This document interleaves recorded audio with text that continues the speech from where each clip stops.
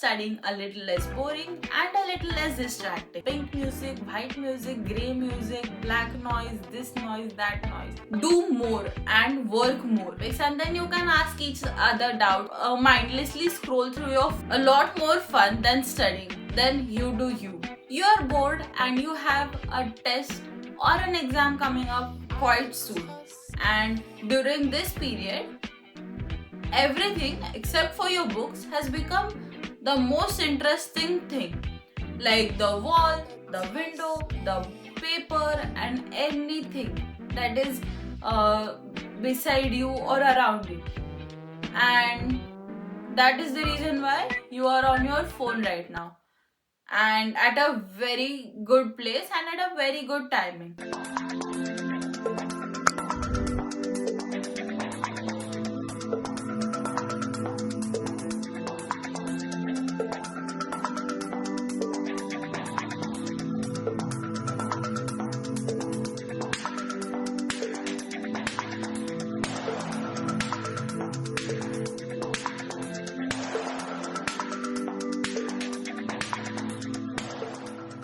Hey Inspirers, welcome back to my channel. So today I'm going to tell you some tips or points that are going to help you to make your studying a little less boring and a little less distracting. So the first thing that I'm going to ask you now is, why do you hate studying, or why do you feel that it is boring?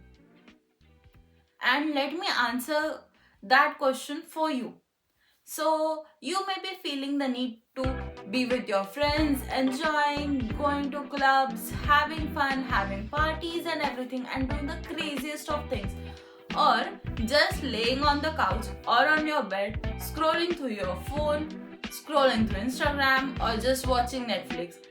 Whatever may be your reason, but you and I, both of us, know that that is not going to take you anywhere. So keep watching this video where I am going to tell you how to make your studying a little less pain. And now, without wasting any more time, let's begin with the video. So there are times when we feel a little more dumb, and when we feel that we don't know anything. And obviously you don't need to know everything that is there in the world. If you knew everything, you wouldn't be in college or you wouldn't be in school. So what you are going to do now is, instead of mindlessly reading and going through the book hundreds of times and not understanding anything, what you are going to do is actively participate in what you are going to do. And when you actively participate in that, it is going to help not only for you to able to learn all the things quickly or understand all those things quickly, it is also going to help you to spend a lot less time than you actually would just reading those texts. So for that, what you're going to do is, if you're studying anatomy and you're studying, let's say for example, the anatomy of upper limb or the hand. So in the anatomy, what the main thing that you need to know is the bones and the muscles. And then there's the arterial supply, venous supply, and the nervous supply. So how I am going to divide it is, first I'll take the clavicle bone, then the scapula, then the humerus, then the radius, and then the ulna, and then the hand bones. That is going to help me keep focus, and when I complete one chunk, I feel that satisfaction in my brain, and that satisfaction, what is called, is serotonin. That is going to reward your brain. And once you complete each and every topic, after every accomplishment, your brain is going to release that serotonin, and your brain craves that serotonin. So that is going to help you do more and work more. There are times when we feel lonely, we feel sad, we feel like we are all alone. So what are you going to do at that time? Cry? No. You are going to have this person who is going to help you motivate your studies, and this person can be anyone, but what I prefer is to have someone with whom you can study. It can be your college mate or just someone who is in the same course as you, so that you can study together. And when you study together, there is a lot less time involved, because you can perfect two different topics and then you can teach each other, so that you both get to master two different topics, and then you can ask each other doubts and everything, and both of you can master both of the topics together. And what happens when you do this and you sit together to study is you don't go on your phone as frequently, and you don't mindlessly scroll through your phone, because there is someone watching you and is quite dependent upon you, because you both are studying together. So the most important thing while you sit to study is to sit to study and to start. What you are going to do is, instead of taking a large number of breaks in between, you can cut down on the amount of breaks. And I know you cannot sit for long hours, and actually you shouldn't sit for long hours to study.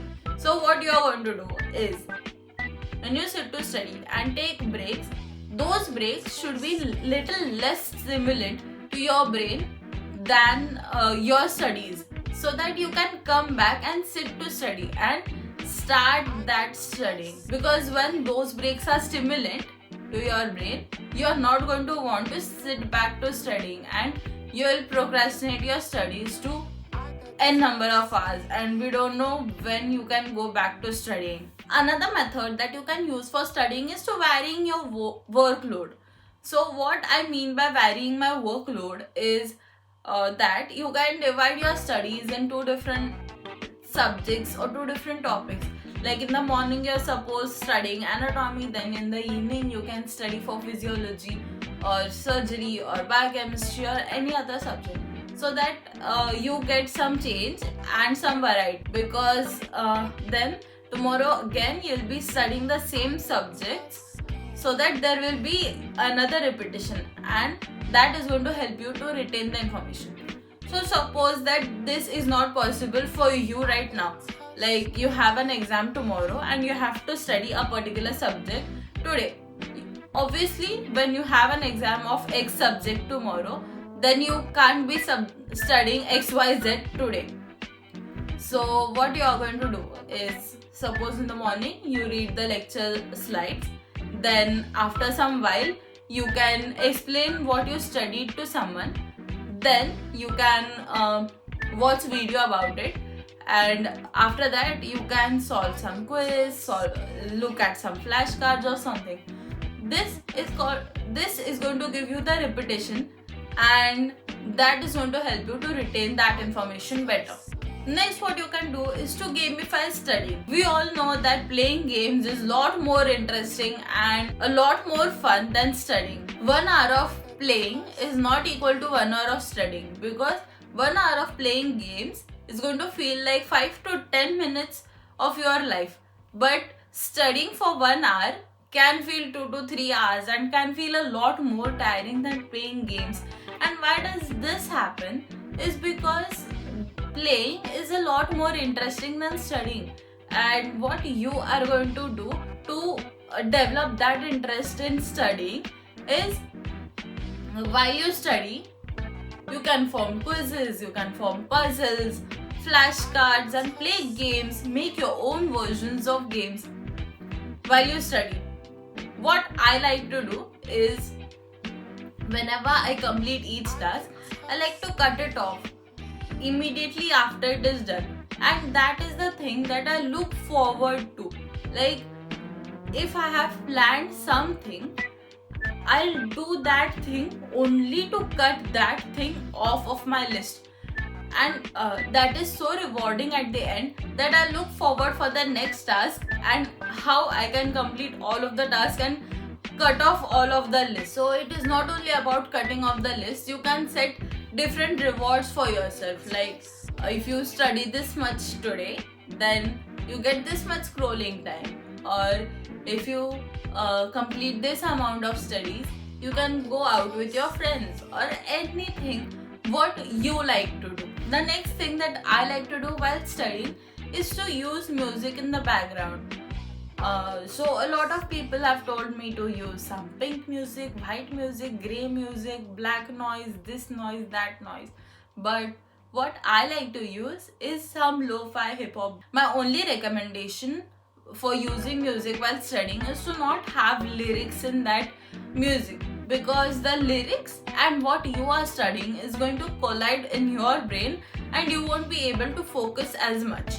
But if you are not getting distracted and that is going to help you, then you do you. You can also make different playlists for different subjects, so that whenever you study a particular subject, you can put on that playlist, and that is going to help to associate you with that kind of music.